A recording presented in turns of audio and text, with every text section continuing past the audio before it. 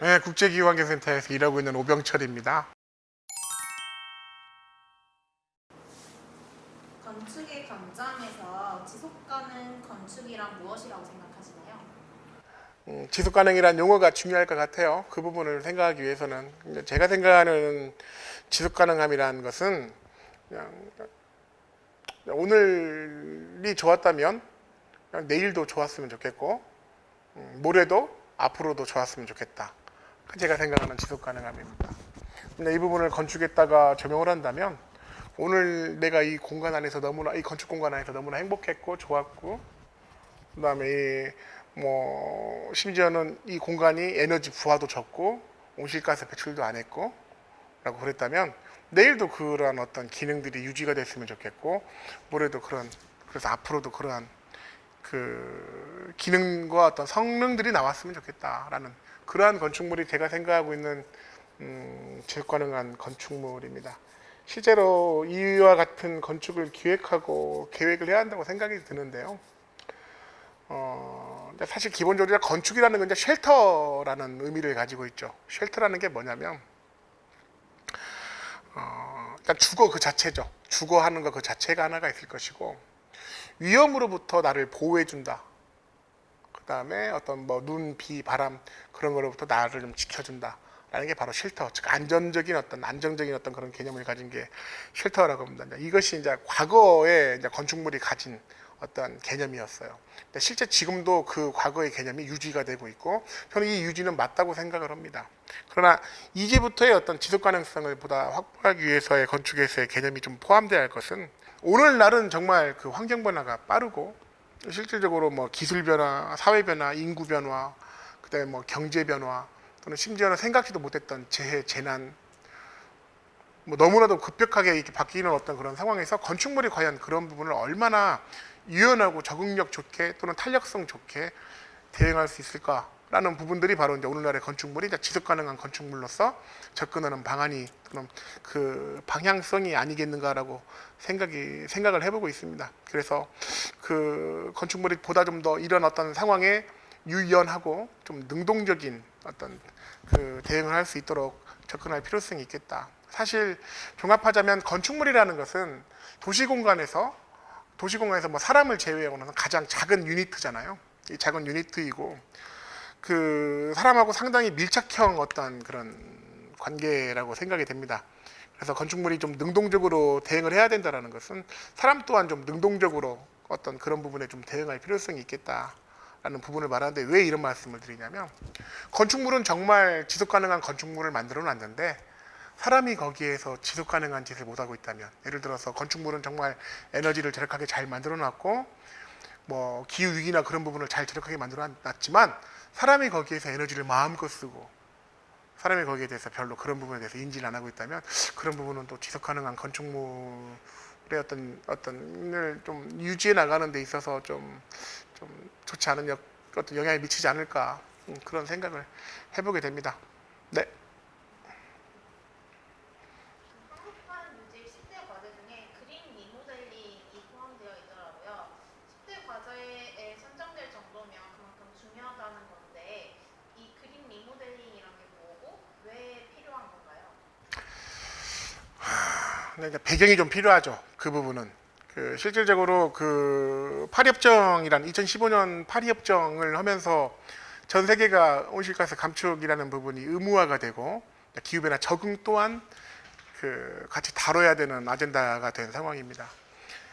이제 그럼에도 불구하고 이제 환경과 사회와 경제가 지속적으로 좀 어려워진다 또는 어려워지고 있다라는 부분들이 뭐 공감되고 있는 상황이고 뭐 도시 공간에서는 또는 지역 전체적으로도 뭐 양극화와 지역 불균형, 뭐 일자리, 뭐 출산율 저하, 뭐 노령화 증가 막 그런 어떤 다양한 문제들이 발생되고 있는 상황이어서 사실 실제 온실가스 감축을 해야 된다라는 어떤 이 하나의 아젠다만 가지고 국가 전략을 추진하기는 저는 어렵다고 봅니다.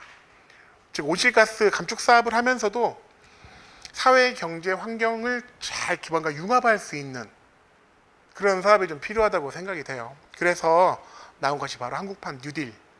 그다음에 그 뉴딜을 서포팅하는 어떤 관점에서 탄소 중립 사회로의 전환이라고 생각을 합니다. 탄소 중립은 간단하게 말씀을 드리자면 온실가스를 많이 줄이면 됩니다. 그 다음에 배출되는 온실가스를 많이 흡수하면 되거든요. 또 한 가지는 신재생 에너지를 많이 써서 기존에 사용하고 있는 어떤 에너지를 신재생 에너지화로 많이 전환을 시키면 돼요. 그런 부분들이 탄소 중립이라는 어떤 목표치까지 가게 되면 그게 바로 탄소 중립에 달성했다라고 말할 수가 있을 것이라고 생각이 됩니다. 2017년에 그 7억 900만 톤이 기준으로 해가지고 24.4%를 감축을 해서 2030년까지 5억 그 3,600만 톤 수준을 달성한다. 이 부분이 이제 국가 그 목표치죠. 근데 즉 그 이 감축량을 위해서는 그 1억 7,300만 톤을 감축을 해야 되는데 이 1억 7,300만 톤이 어느 정도 규모냐면 광주시가 1년 내내 에너지를 사용하고 차도 다니고 전기도 쓰고 뭐 우리가 뭐 외식도 하고 뭐 하는 한 식으로 해가지고 에너지를 다 썼을 때 900만 톤을 넘게 배출을 합니다. 광주시가 1년 내내. 그러면 약 20배 가까이 되죠. 20배 가까이 되는 수준을 광주시가 20년 동안 사용할 부분을 다 감축을 해야 된다라는 그 부분을 국가에서 감축을 하지 않으면 안 된다라는 부분을 얘기하겠습니다. 실제로 이제 국가 전체의 온실가스 배출량에 대한 각각의 부문을 보면 뭐 여기 뭐 가정도 있을 것이고 상업도 있을 것이고 산업도 있을 것이고 공공 수송도 있겠지만 그 부문을 전체적으로 봤을 때 산업 부문에서 가장 큰 비중을 차지합니다. 그게 약 57% 가까이를 차지를 해요. 근데 이제 산업에 관련되어 있는 부분은 많은 부분에 있어서 국가의 권한이 있는 어떠한 부문이기 때문에 지자체가 그 부분을 감축을 해라 하지 말라라고 영향을 부릴 수 없는 부분들이 좀 많아요. 즉 무슨 말이냐면 국가에서 그 부분은 노력을 해줘야 된다라는 부분과 민간 산업들이 좀 있죠. 근데 민간 산업 또한 지자체 역할에 지자체 입장에서 민간에게 그 온실가스 그 부분을 감축해라라고 할 수 있는 어떤 그런 상황이 아직까지는 아니에요. 물론 관련 법률들이 지금 뭐 만들어지고 있다고는 하지만서도 아직 그 부분까지는 안 되고 있는 상황인 것이고 여기 이제 지자체 도시에서 결국 해야 될 부분들을 생각해 보면 결국 그 공공부문에 대한 어떤 감축들을 지자체가 관리하고 있는 건축물, 자동차 그런 부분. 근데 그 정말 뭐 소위 말하는 그 조족지열이라고 하나요? 정말 세 발의 피 정도밖에 안 되는 그 부분 감축해 가지고는 방법이 없죠. 그러면 산업이 그런 부분들이 있다면 또 한 부분에서 수송과 건축물 부분이 있어요. 이 두 가지 부문이 그 약 35에서 40% 수준을 차지하고 있어요. 국가 전체 배출량에서. 우리 광주만 해도 그 가정, 상업, 공공부문, 건축물에서만 해도 거의 40% 이상 온실가스를 배출하고 있는 상황인 거거든요. 그러니까 그 감축할 수 있는 어떤 그 포션이 좀 크다라는 거죠. 그 배출량이 많으니까.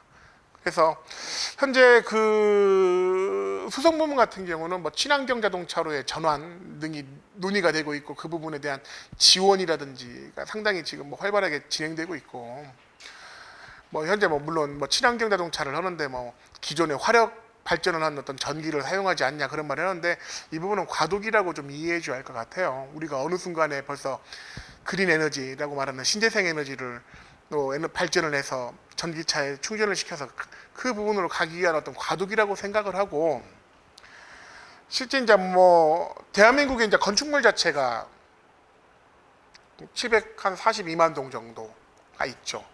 건축물이. 그 중에서 약 540만 동이 이제 그 건축 연령으로서는 한 15년 이상 된 건축들입니다. 예.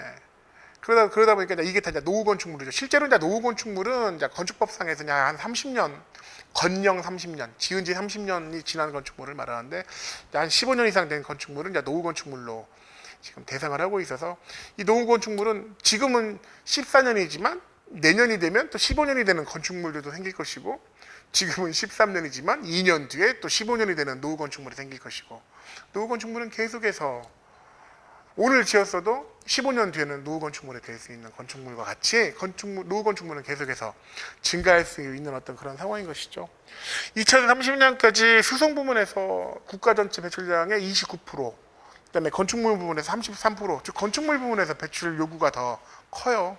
예, 더 큰 상태다 보니까 그 뭐 건축물 자체에 대해서 할 수 있는 부분들을 다 해야 하는 것이죠. 그러니까 뭐 건축물에서 온실가스를 감축할 수 있는 방법들 중에서 뭐 신축 건물에서의 감축할 수 있는 방법들, 기존 건축물에서 감축할 수 있는 방법들 같은 거를 다 검토하다 보니 그린 리모델링이라는 사업이 기존 건축물, 노후 건축물이라고 말하는 540만 동의 건축물을 좀 에너지 효율을 좀 높이고 온실가스 감축을 할 수 있는 어떤 사업으로서 그 대상으로서 해가지고 진행된 것이라고 뭐 이해할 수 있을 것 같습니다. 다만 이제 왜 이 부분이 이제 아까 말씀드린 앞에서 말씀드린 것 같이 그린 리모델링의 관점으로 왜 한국판 뉴딜이나 그런 부분을 설명을 드렸냐면 기존에 이제 리모델링이라는 것은 자기만족이었잖아요.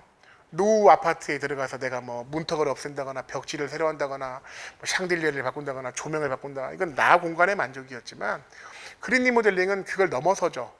어떤 의미냐? 그린이라는 의미가 가지고 있는 게 친환경성과 뭔가 좀 희망적인 부분들을 좀 주고 있어서 한국판 뉴딜이라는 어떤 사업을 보게 되면 사업도 사업이면 마지막에 탄소 중립적인 어떤 관점에서 공정 전환이란 말이 나와요.